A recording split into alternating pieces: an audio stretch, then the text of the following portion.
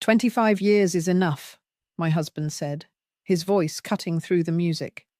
I want someone younger. Be out of the apartment tomorrow. The room went dead silent. The band stopped mid-note. Champagne froze halfway to lips. That's how my 25th wedding anniversary began, with a public divorce announcement. I remember gripping the edge of the table, so hard my knuckles turned white. At first I thought it was a cruel joke, the kind you fix with a nervous laugh. But the look on Mark's face told me it wasn't. He was calm, certain, pleased. Every pair of eyes in the ballroom swung toward me. Pity, shock, curiosity, all of it crushing down at once. Somewhere behind me, someone whispered, "Oh my God." I heard it, but my heart was louder. Mark raised his glass as if to finish the toast. "To new beginnings," he said. That's when something in me snapped. If he wanted a scene, I would give him one, but not the kind he expected. I walked to the microphone, heels steady, voice cold enough to make the chandeliers shiver.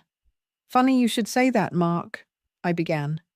"Because I have something to say too." He turned toward me, confused now. I smiled, just a small, sharp smile, the kind that comes right before truth slices through arrogance. "The apartment you just told me to leave," I said, pausing as the crowd leaned in, "is mine." Gasps rippled like wind through water. And just like that, the man who'd spent 25 years controlling every narrative lost the microphone and the room. He turned toward me, his face calm, rehearsed, like a man giving a business presentation, and added, "Be out of the apartment tomorrow." That was the moment I realized it wasn't a mistake. It wasn't a drunk man saying something stupid. He meant every word. I could feel everyone's eyes on me. My hands were trembling under the table, but my face stayed still. It was strange, the way silence could feel so loud. Every sound in the room vanished. Only the steady pounding of my heart filled my ears. In that frozen moment, 1,000 memories flashed before me. The years I'd spent holding that man's hand through everything. Through his failed ventures, through his illnesses, through the nights when we couldn't afford more than soup for dinner. The nights I waited up for him while he worked late, believing every "I'm almost home." The sacrifices that had built our life, my career on pause, my savings poured into his dreams. And now, 25 years later, he was discarding me like yesterday's news in front of everyone we knew. I wanted to disappear. But humiliation has a way of turning to steel when you least expect it. He lifted his glass again, as if sealing the deal. "To new beginnings," he said, smirking slightly. That was when I stood up. The murmur in the room stopped again. The air shifted. I could feel my sister's hand brush mine under the table, pleading for me to sit, to stay quiet. But something inside me snapped. No tears, no begging, no scene. Just calm, absolute clarity. He had made a declaration. Now it was my turn. I walked slowly to the microphone, the one the DJ had used to announce our first dance an hour earlier. My heels echoed against the marble floor. Every step felt like reclaiming ground I didn't even know I'd lost. When I reached the mic, my voice was steady, quiet, but it carried. "Funny you should say that, Mark," I began. "Because I have something to say too." He turned toward me, his confidence flickering for the first time that night. The audience, our friends, our family, his co-workers, watched us like it was theatre. I smiled, but it wasn't the kind of smile I used to give him. It was smaller, colder, the kind of smile a woman gives when she's finally done pretending. "For 25 years," I said, "I believed in building things together, a home, a future, a life. I thought that's what marriage meant." I paused, scanning the crowd. "But it seems tonight you've forgotten a few details." I looked straight into his eyes. "The apartment you just asked me to leave," I tilted my head slightly, "is mine." Gasps rippled across the room. Mark blinked, confused, as I continued. "And the cars, the accounts, The business office lease you brag about. You signed every single one under my name. Remember when you said, "It's just paperwork, honey"? I leaned closer to the mic. Well, I did. The room erupted in whispers. Someone stifled a laugh. I didn't raise my voice. I didn't need to. I simply placed my champagne glass down and said, "So if anyone's moving out tomorrow, it won't be me." Mark's face drained of colour. He tried to speak, but I held up my hand. "One more thing," I said softly. "If you're looking for someone younger, I truly hope she enjoys paying my mortgage." The crowd couldn't hold back anymore. There were gasps, awkward laughs, even applause from a few guests who'd clearly been waiting years to see him humbled. I stepped away from the mic, lifted my chin, and turned toward the exit. Behind me, I could hear him calling my name, but I didn't look back. Not once. As I walked past the tables, someone whispered, "Good for her." Another said, "She handled that like a queen." But I didn't feel powerful. Not yet. Underneath the calm exterior, my heart was breaking. 25 years of memories unraveling in one night. When I stepped out into the cool night air, I finally let out the breath I'd been holding. The music had stopped. The laughter was gone. And for the first time in years, I realized something: he might have walked out of my life that night, but I was the one walking away with my dignity intact. And that was worth far more than anything he ever gave me. After that night, I couldn't sleep. I sat on the edge of the bed, staring at the empty space beside me, the dent in the pillow where his head used to be. It's strange how fast something that once felt permanent can turn into a hollow shape of what it used to hold. The morning light spilled through the curtains, catching the edge of our wedding photo on the dresser. 25 years earlier, I was a girl with stars in her eyes and calluses on her hands. Mark wasn't rich, not even close. He had charm, though, the kind that made you believe struggle would be temporary and love would make everything else easy. I met him when I was 27, working as a receptionist at a small architectural firm downtown. He came in one day with rolled-up blueprints and a smile that could light up an entire building. Back then, we didn't have much. We rented a small apartment that smelled like coffee and paint thinner because he used the living room as his drafting space. We ate pasta 3 nights a week because it was cheap, and we laughed about it like it was a grand adventure. He'd sketch buildings on napkins and tell me, "One day you'll live in one of these." And I believed him, because back then, I believed in him. When he decided to start his own design company, I was the one who pushed him to do it. I remember selling my grandmother's ring to cover the first few months of rent for his tiny office. He promised he'd buy me a bigger diamond one day. That diamond never came, but the bills did. Mountains of them. So I took extra work. Day shifts at the firm, night shifts managing books for a diner. Sometimes I'd come home to find him asleep at his desk, surrounded by crumpled papers and half-finished sketches. I'd kiss his forehead and whisper, "You'll make it. I know you will." And he did. Eventually. The business grew, clients came, and soon his name was on glossy brochures.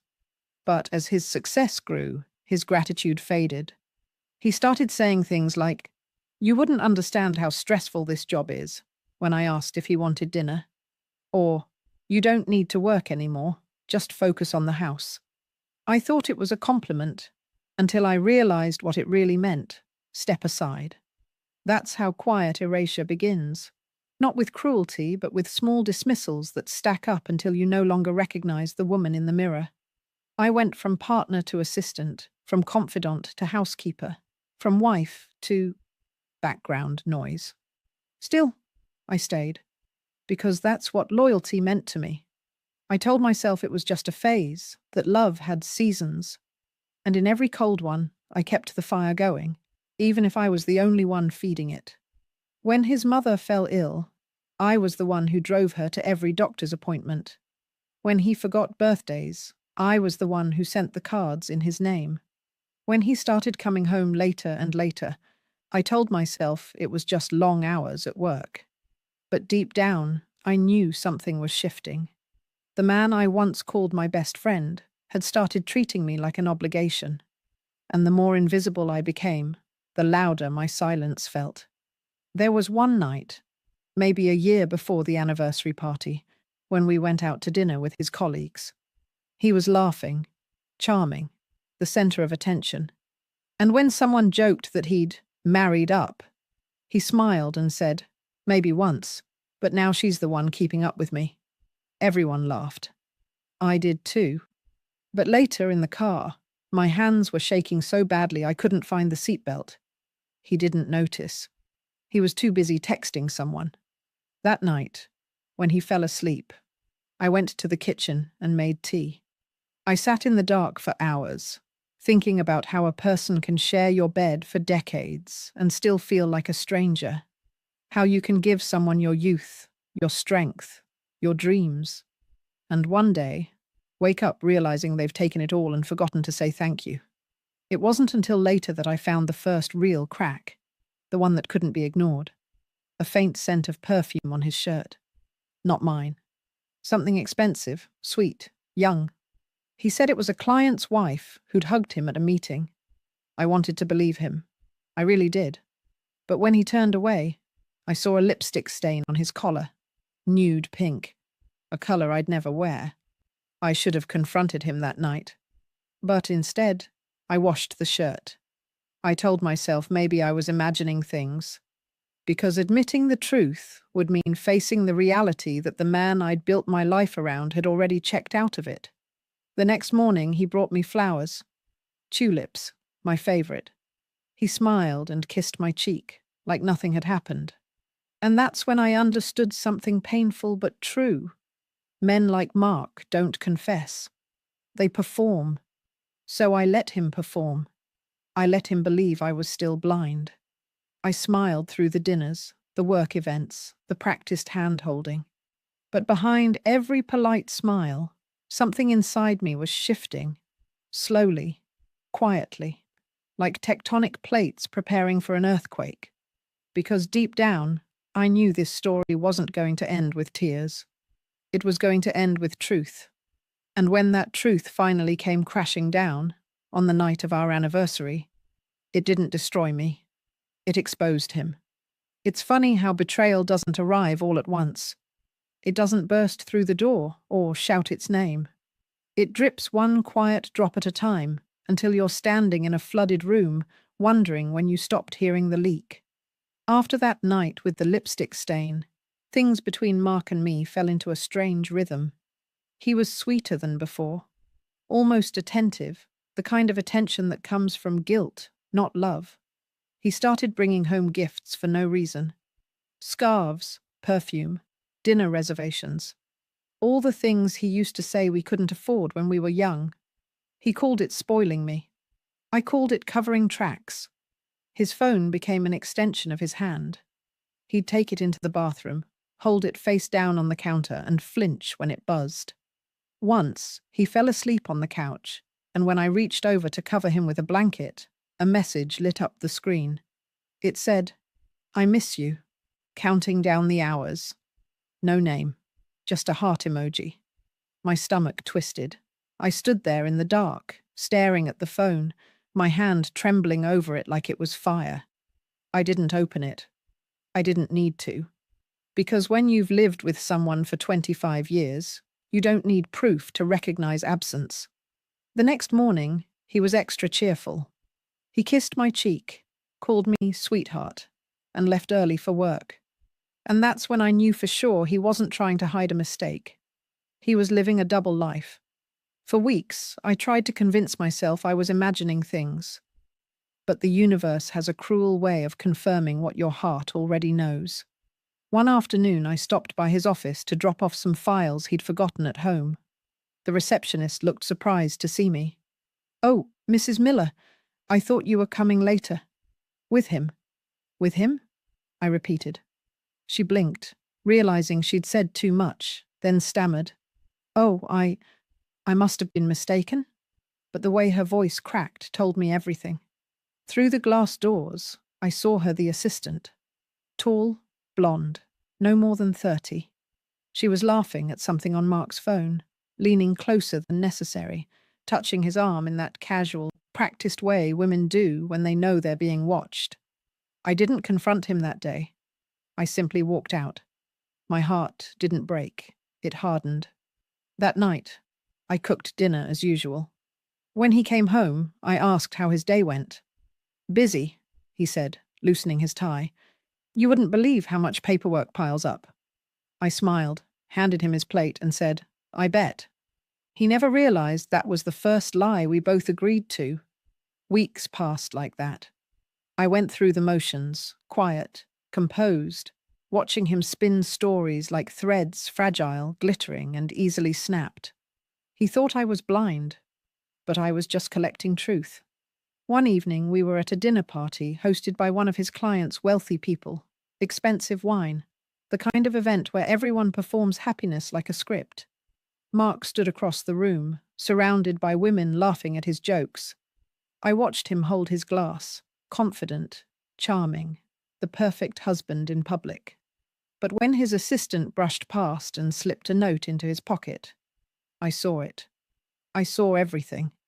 Later that night, when we got home, I waited until he fell asleep. Then I checked the jacket pocket. Inside was a small folded piece of paper that read, "Same place tomorrow, 8 p.m. No name, no signature, just confirmation." I sat there for hours, staring at that note under the lamplight.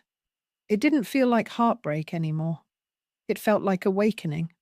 The next day, instead of confronting him, I followed him. He said he was meeting a client for dinner. I knew exactly which restaurant, the same one where we used to go on anniversaries when money was tight, but love was enough. He parked 2 blocks away. I waited in my car, my hands gripping the steering wheel so hard my knuckles turned white. Then she arrived. The assistant, smiling, her hair down, wearing the same perfume I'd smelled on his shirt months ago. He stood up when she walked in. They hugged, the kind of hug that lingers. Then they sat down and ordered wine. Our wine. I didn't cry. Not there. Not even when he brushed her hair back from her face like he used to do to me. I just watched. Quietly. Like someone watching the final scene of a movie they already knew the ending to. When I drove home, I didn't feel rage. I felt something colder. A kind of stillness that comes only when you realize the person who betrayed you isn't worth the pain you thought they'd cause. That night, I stood in our kitchen, the same kitchen where we'd planned our first home, where we'd once danced barefoot on New Year's Eve. I looked around at the life I had built with my hands, and I whispered to myself, he doesn't get to take this from me too, because that's what betrayal does. It tries to take your identity, your worth, your sanity. But I wasn't going to let him win that quietly. So I made a decision. I wouldn't confront him at home. I wouldn't cry in private or beg him to explain himself.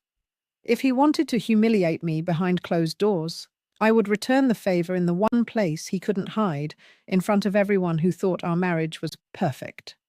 And that's when I started planning the anniversary party, the one that would become the stage for his undoing. The night of our anniversary came faster than I expected. Funny thing about time, it flies when you're pretending nothing's wrong. For weeks, I moved like a ghost through the house, smiling when I needed to, planning when I had to, acting like everything was fine when everything inside me was quietly breaking apart. But I wasn't planning a celebration. I was planning closure. Mark thought it was his idea. He called it a milestone worth showing off. He wanted a grand party, champagne, live music, a ballroom full of people who would pat him on the back and call him the perfect husband. And I agreed, almost too eagerly. He thought my compliance meant surrender. He didn't realize it meant strategy. I booked the ballroom at the same hotel where we'd celebrated his company's 10th anniversary years ago, back when I still believed his success was our success. I handled every detail. The invitations, the catering, the guest list, even the microphone. A week before the party, I found a photo tucked inside his briefcase. Her again, the assistant. This time they weren't hiding. They were at a lake house I didn't recognize, his arm around her waist, her head on his shoulder. He looked younger, freer. I placed the photo back exactly where I found it. Let him keep his secret. It would make what came next even sweeter. The night of the event, I stood in front of the mirror in my bedroom, adjusting the silver necklace he'd once given me for our 15th anniversary. I hadn't worn it in years. That necklace was a symbol not of love, but of everything I'd poured into this marriage. Every quiet sacrifice, every broken promise disguised as compromise. When I walked into the ballroom, the lights were golden, soft, forgiving. Guests were already sipping champagne, laughing, taking photos. I smiled at every face that turned toward me, greeting people I hadn't seen in years. Everyone said the same thing. "You look radiant." I thanked them, even though I felt nothing close to radiant. Mark was in his element, working the crowd. His hand rested casually on the small of the assistant's back. She was there, of course, but introduced as his colleague. I played along. I always had. As the night went on, the speeches began. His business partner made a toast, full of inside jokes and exaggerated praise. Then my sister spoke, short and sweet, her eyes darting toward me with silent understanding. And finally, it was Mark's turn. He walked to the mic, glass in hand, smiling that same polished smile that had fooled everyone except me. 25 years, he began, his voice confident, smooth. That's a long time to spend with one person. Longer than some people manage these days. Polite laughter rippled through the crowd. I felt my pulse, slow, steady, calm. Then he said the line that changed everything. 25 years is enough. I think it's time to move on. I want someone younger. Be out of the apartment tomorrow. For a moment, I thought I'd misheard him. Then I saw it, the smirk. The satisfaction of a man who thought public humiliation made him powerful. The room went dead silent. You could hear the clinking of a spoon dropped somewhere near the back. All eyes turned to me. He stood there, smug, swirling his champagne like it was just another speech. He thought I'd cry, or run, but I didn't. I looked at him for a long, quiet moment, and then very slowly I stood up. The murmurs started. I could feel the weight of every stare in the room as I walked toward the microphone. My heels echoed against the floor, each step measured, deliberate. When I reached the mic, I smiled politely at the crowd. "Thank you, everyone, for coming tonight," I said softly, "and thank you, Mark, for reminding me why this day matters so much." A nervous chuckle ran through the audience. Mark's smirk faltered just a little. I turned to him. "Funny, though," I continued. "You said I should be out of the apartment tomorrow, but there's something you seem to have forgotten." I paused, let the silence stretch. "The apartment is mine." Gasps rippled through the room.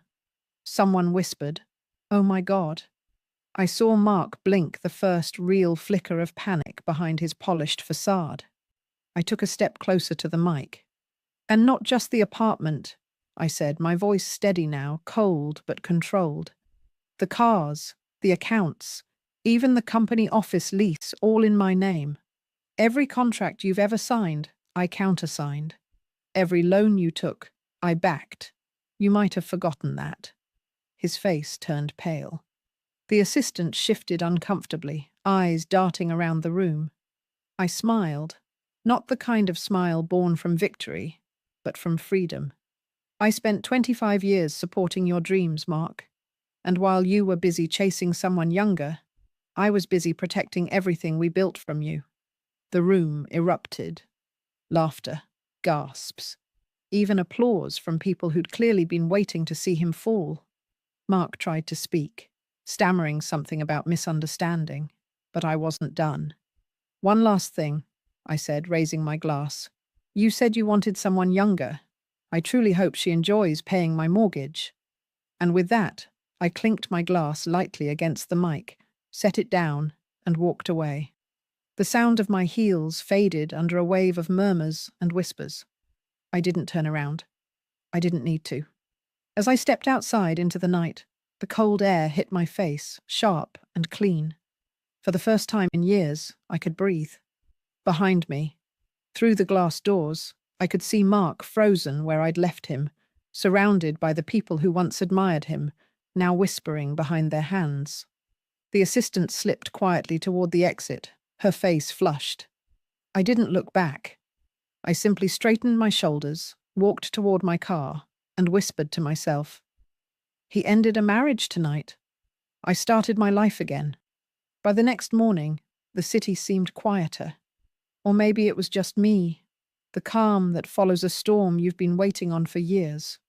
I woke up alone, sunlight spilling across the bed, and for the first time in a long time, I didn't feel the weight of pretending. There were no morning texts from Mark asking about breakfast, no sound of him rushing to shower, no excuses about meetings or deadlines. Just silence, clean, peaceful silence. My phone, however, was far from quiet. By 9 a.m., it was vibrating non-stop. Messages, missed calls, notifications from people I hadn't spoken to in years. Apparently, word had spread faster than the champagne had spilled. One video in particular, the moment I told him the apartment is mine, had made its way onto social media. Someone at the party had filmed the entire thing. And now, everyone was watching. I should have been embarrassed. But instead, I laughed softly, disbelievingly, because somehow the humiliation he meant for me had become his own. The headlines were brutal. Architect publicly dumped by wife on 25th anniversary. Businessman's affair exposed in toast gone wrong. She owned everything, including his pride. I made coffee, scrolled through the messages, and let it all wash over me. Some were from friends offering sympathy. Others were from people pretending to care, hoping for gossip. And then there were the ones from women strangers who wrote things like, "You're my hero," or "That's how you take your power back." But in between the floods of messages, there was one from Mark. It was short. "We need to talk." I didn't respond. He showed up later that afternoon anyway, pounding on the door like the world owed him an audience. When I opened it, he looked nothing like the man who'd stood on that stage last night. His hair was uncombed, his tie loose, eyes bloodshot. "Can we talk inside?" he said. I crossed my arms. "About what?" He sighed, pinching the bridge of his nose. "About what happened. You blindsided me." I laughed. Not because it was funny, but because of the audacity. "Blindsided you," I repeated. "You humiliated me in front of everyone we know. You called me old and told me to leave my apartment. You made a spectacle out of my life, Mark." He opened his mouth, but I didn't let him speak. "And the best part," I added quietly, "you thought you'd get away with it." He exhaled shakily. "Look, things got complicated. I didn't mean for it to happen like that. You embarrassed me too, you know." The words almost made me laugh again. "Embarrassed you?" I said. "Mark, you embarrassed yourself." He stepped closer, lowering his voice. "Do you have any idea what this has done to my reputation? Clients are cancelling meetings. Investors are backing out. Everyone's treating me like a joke." I looked at him, then really looked, and for the first time, I didn't feel anger. I felt pity, because the man standing in front of me wasn't powerful anymore. He was small, weak, afraid. He'd built his image on arrogance, and when it crumbled, there was nothing left behind it. "I warned you once," I said softly. "Don't build something on lies. It always collapses." He stared at me, eyes glossy with frustration. "You can't just cut me out of everything. Half of what we own is in my name," I interrupted, "legally, officially, and permanently." He looked like he wanted to argue, but instead, he just ran a hand through his hair and muttered, "You've changed." "Yes," I said. "I finally did." He left, without another word. The sound of the door closing behind him felt like punctuation, the kind that ends a very long, painful chapter. For a while, I didn't move. I just stood there, surrounded by the quiet hum of my own house, my house, and let the peace settle in. But peace is rarely permanent when pride is involved. By the end of the week, he was everywhere again, not in person, but in whispers. His new girlfriend, the assistant, had taken to social media, posting cryptic messages about bitter ex-wives who can't move on. She even posted a photo of herself at what looked like the same lake house from before, captioned, "New beginnings." People took sides, as they always do. But the thing about truth is, it doesn't need defending. It just needs time. And time was already working in my favor. 2 weeks later, I received an email from one of Mark's old clients, a woman named Denise. She wrote, "I saw what happened. You handled it with grace. If you ever want to work with an interior consultant, I'd love your input. You've got the kind of composure that people trust." It made me smile because I'd forgotten what it felt like to be seen for who I was, not who I belonged to. And slowly, life began to take shape again. My shape. I started volunteering at a community art center. I reconnected with friends I hadn't spoken to in years. Evenings were quiet, but peaceful. The kind of peace that doesn't feel empty, it feels earned. But peace doesn't stop people like Mark from trying one last time to rewrite history. A month later, he reached out again. This time, it wasn't a message. It was a letter. "I made a mistake. I let my ego ruin everything. Can we talk over dinner? Just one evening. Please." For a long moment, I considered it. Not because I wanted him back, but because part of me wanted to look him in the eye and say the words I should have said years ago. And when I finally agreed to meet, I didn't realize it would be the night I'd deliver the calmest, most final ending of all. The restaurant he chose was one of those places where everything gleamed.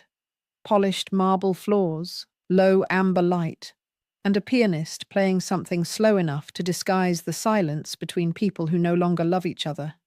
When I walked in, Mark was already there, sitting at a corner table, twisting his wedding ring between his fingers. He looked smaller somehow. Not physically, but in presence. It was the first time I'd seen him without his armor.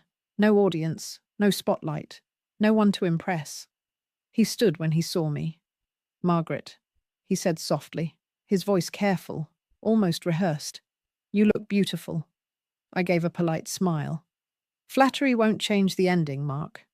We sat. For a moment, neither of us spoke. The sound of clinking glasses and murmured conversations filled the space.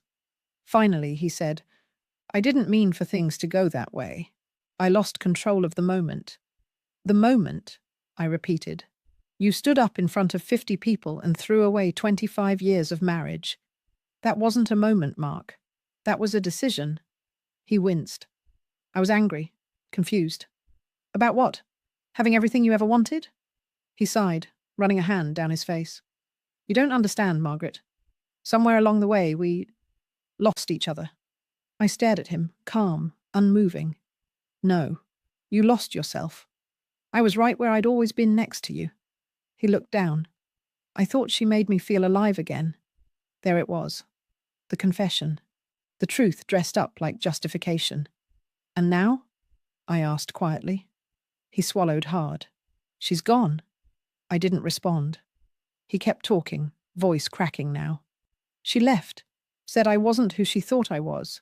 Said she didn't sign up for all this drama. She blocked my number. Moved out of her apartment. It's all over." I folded my hands neatly on the table. "You thought she loved you, didn't you?" He nodded miserably. I tilted my head slightly. "She didn't love you, Mark. She loved your reputation. And when I took that away, she saw you for what you are, ordinary." He blinked, stung. I leaned in slightly. "You once told me perception is everything. You built your life on that idea. Well, congratulations. You're finally perceived exactly as you deserve." He exhaled shakily. "You've changed." "I told you that already," I said. "I just never told you why." I reached into my bag and slid a small envelope across the table. Inside were copies of the loan documents, contracts, and property titles, everything that bore my name instead of his. He stared at them, confused. "What's this?" "The end of your leverage," I said quietly. "You tried to humiliate me publicly. You tried to erase me from my own story. So now, I'm erasing you from mine." He flipped through the papers, panic creeping into his expression. "You're taking everything?" "No," I said. "I'm taking back what was already mine." The waiter appeared with wine. I waved it away. "I didn't agree to dinner to punish you," I said softly. "I agreed because closure deserves witnesses." His brow furrowed. "What does that mean?" I smiled faintly. "You once said you wanted someone younger. I hope you meant it, because the woman you humiliated me for. She filed a harassment complaint against your firm. She's suing you for emotional distress." He froze. "What?" "And because your business name is still linked to my accounts, the firm's legal team contacted me this morning." I leaned back, watching his color drain. "They wanted to know if I'd like to cooperate with the investigation." I said yes.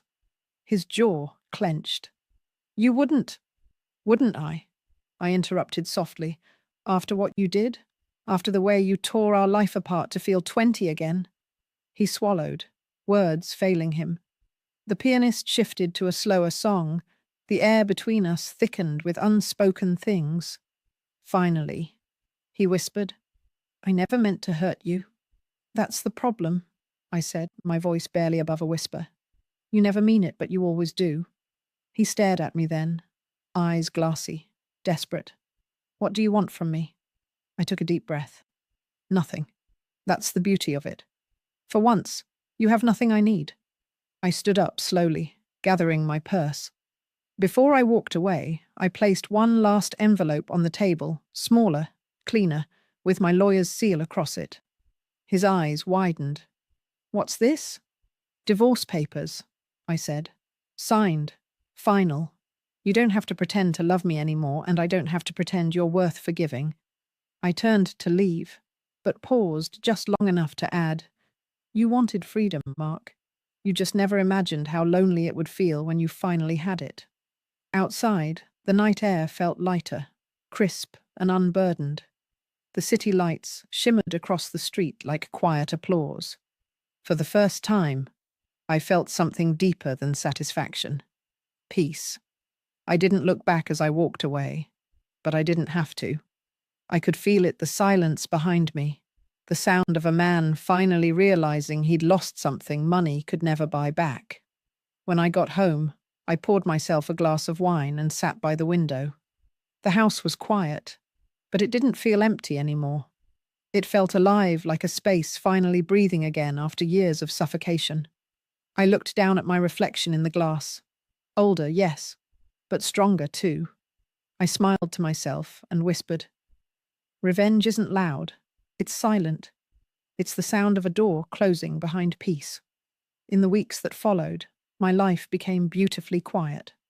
No slammed doors, no anxious waiting for footsteps in the hallway. Just the hum of the morning coffee maker and the sound of my own breathing, steady, unhurried, mine. For the first time in decades, my days didn't revolve around someone else's moods.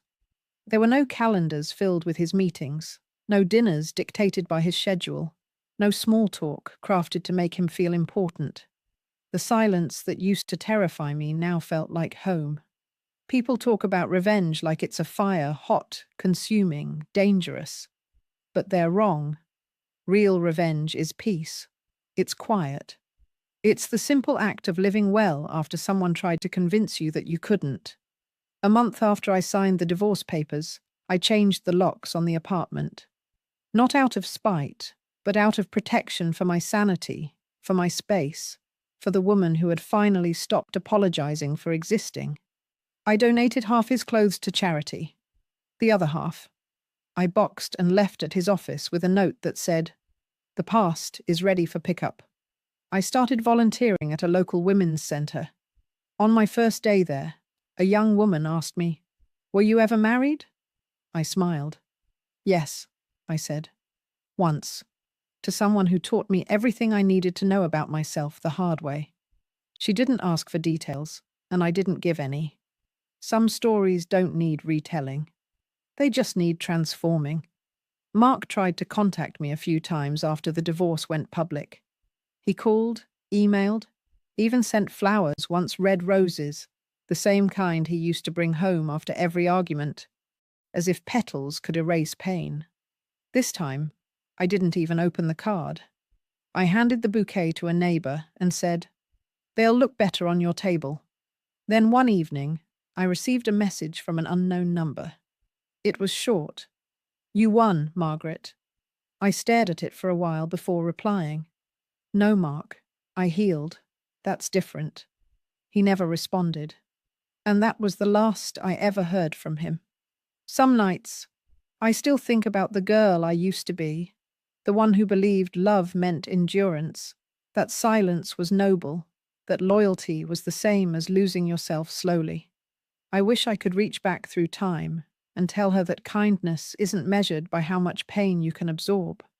That love, real love, doesn't demand erasure as proof of devotion. There's a freedom that comes with losing everything you thought you couldn't live without and realizing you never needed it to begin with. Spring came early that year. The air was soft again, the city forgiving. I took long walks through the park near the lake, the same one where Mark once promised me forever.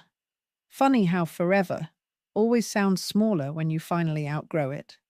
One morning, as I sat on a bench sipping coffee, a couple walked past laughing, holding hands, full of that bright, fragile hope only new love carries. For a moment, I felt something warm, not bitterness, not longing, just gratitude. Because I had loved once, truly, and survived it. Because the pain had ended, but the strength had stayed. That night, I poured myself a cup of tea and walked onto the balcony. The city lights shimmered below, endless and alive. I thought about that night at the anniversary party, how my voice didn't shake, how my hands stayed steady, how for once in my life, I didn't let someone else narrate my story.